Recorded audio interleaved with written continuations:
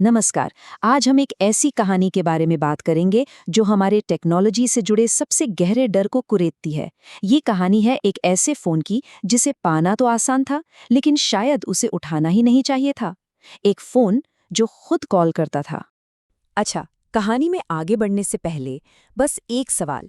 क्या कोई ऐसा फोन हो सकता है जिसमें सिम कार्ड तक न हो और वो खुद ब खुद कॉल करने लगे? सुनने में ही नामुमकिन लगता है ना? पर यही वो ख्याल है जो इस पूरी कहानी की रीढ़ है। तो चलिए कहानी की शुरुआत करते हैं हमारे मेन कैरेक्टर रवि के साथ और उसकी एक ऐसी खोज के साथ जो उसकी पूरी जिंदगी बदलने वाली थी। तो होता यह है कि एक शाम रवि घर लौट रहा होता है और अचानक उसकी नज़र फुटपाथ पर पड़े एक पुराने से मोबाइल फ़ोन पर पड़ती है। पहली नज़र में तो ये एक आम सी बात लगती है कि चलो किसी का फ़ोन गिर गया होगा। लेकिन जैसे ही रवि उस फ़ोन को उठाता है, उसे पहली अजीब चीज़ पता चलती है। फ़ोन के अंदर कोई सिम कार्ड ही नहीं था।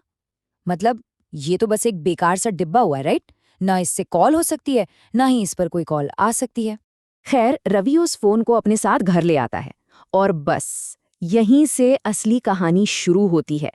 एक ऐसा सिलसिला जहां जो चीजें हो ही नहीं सकती वो अब हकीकत बनने वाली थीं। वक्त था रात के 2:13। वो समय जब चारों तरफ घना सन्नाटा पसरा होता है और तभी पहली अनहोनी होती है। अचानक सन्नाटे को चीरते हुए उसी बेजान फोन की घंटी बजने लगती है। रवि तो हैरान रह जाता है। स्क्रीन पर लिखा था अनजान कॉलर। पर यह हो कैसे सकता है? रवि के हाथ कांप रहे थे, फिर भी उसने डरते डरते कॉल उठा लिया।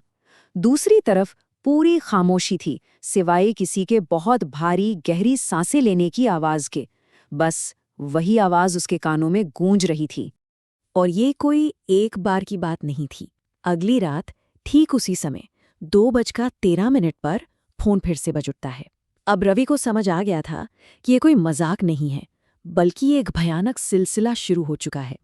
इस बार उन गहरी सांसों के पीछे से एक खुरदरी टूटी फूटी सी आवाज भी आती है जो धीरे धीरे कहती है, मुझे वापस दो। अब तो रवि का डर के मारे खून सूख जाता है।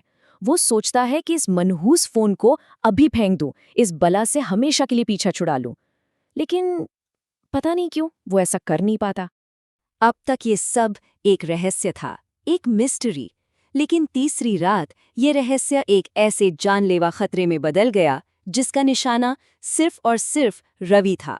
तो तीसरी रात आती है, फोन फिर से बजता है, पर इस बार स्क्रीन पर कुछ अलग था। इस बार कॉलर आईडी पर अनजान कॉलर नहीं लिखा था। स्क्रीन पर सिर्फ एक ही नाम चमक रहा था, रवि। वो फोन अब उसे उसी के नाम से कॉल कर रहा था।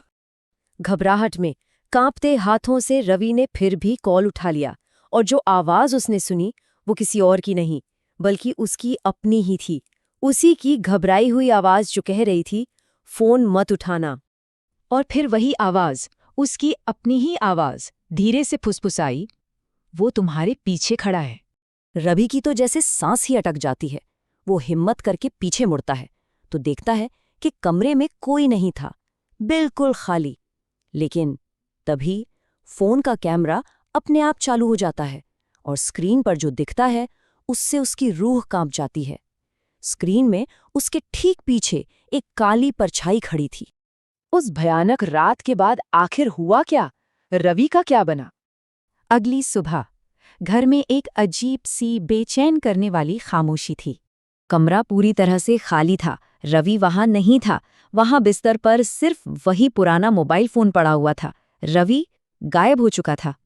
और जब उस फोन को दोबारा जांचा गया तो उसकी कॉन्टैक्ट लिस्ट में सिर्फ एक नया नाम सेव था, अगला मालिक। मतलब ये सिलसिला अभी खत्म नहीं हुआ था। तो आखिर में सवाल यही है कि उस अगले इंसान का क्या होगा जिसे ये फोन मिलेगा? क्या वही डरावना खेल फिर से दोहराया जाएगा? ये कहानी हमें इसी एक अधूरे और खौफनाक सवाल के साथ छोड़ जाती है कि अगर वो फोन किसी को मिले तो उसे क्या करना चाहिए।